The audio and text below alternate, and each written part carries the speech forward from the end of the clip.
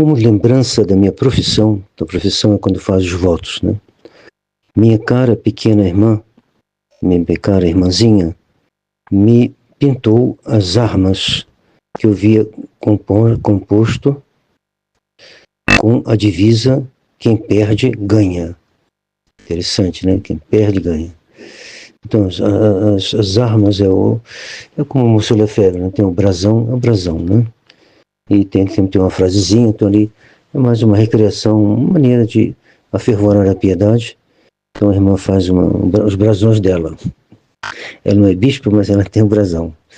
E ela botou embaixo, né, que perde ganha. Ela me explicava que sobre a terra era necessário perder tudo. E tudo se deixar tomar, que os outros tomem de nós, para chegar à pobreza de espírito. Aqui tem um mistério, né? O que é isso? Vamos tentar ver como se faz isso. Claro, na vida religiosa é diferente porque tem o voto de pobreza. Mas no mundo tem o espírito do voto de pobreza, para quem quer seguir o espírito dos conselhos evangélicos. Ela, então Santa Teresinha, a irmã que escreve, né? Ela preferia que os outros recebam graças interiores mais do que ela mesma. Eu a vi, tendo encontrado um livro, lhe fazia muito bem, e ela não pôde terminá-lo e passar às irmãs e jamais poder terminar a leitura. Então deve ter sido a superiora que pediu para passar para uma irmã, coisa assim. Então o livro lhe fazia muito bem, então graças interiores, não só os bens materiais, mas também aqui era um bem interior. E ela deixou levar o livro, né? E nunca pôde terminá-lo. Se o bom Deus lhe dava luzes, ela nos comunicava, tanto quanto ela podia. Mas houve também momentos de luzes vivas e penetrantes que não se fizeram assim comunicar, que Deus comunicou somente a ela, e sem lhe deixar nenhuma lembrança. É curioso, né? Recebe uma luz, depois ela vai embora, mas a alma fica transformada. Uma vez eu li num livrinho sobre os padres do deserto, era um livro um pouquinho engraçado, então não sei se todos, era mostrar o bom humor dos padres do deserto. Então algumas das citações eram inventadas, mas tinha uma coisa que inventada ou não, era bem interessante.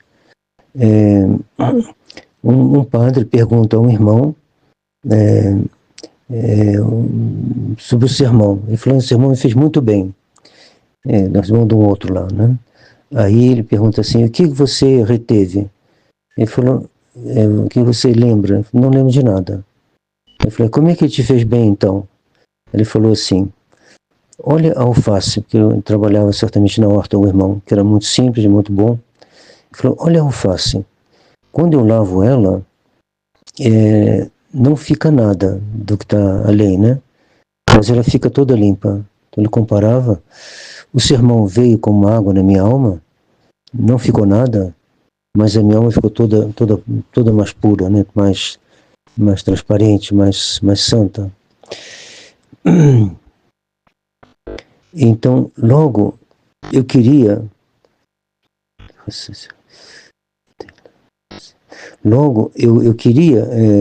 ficar com essas ideias que tinham passado pela minha cabeça, né? As graças que eu recebi, mas era impossível. Então, em vez de me cansar a procurar o que havia produzido essa alegria na minha alma, eu me contentava de gozar do bálsamo que ela havia deixado,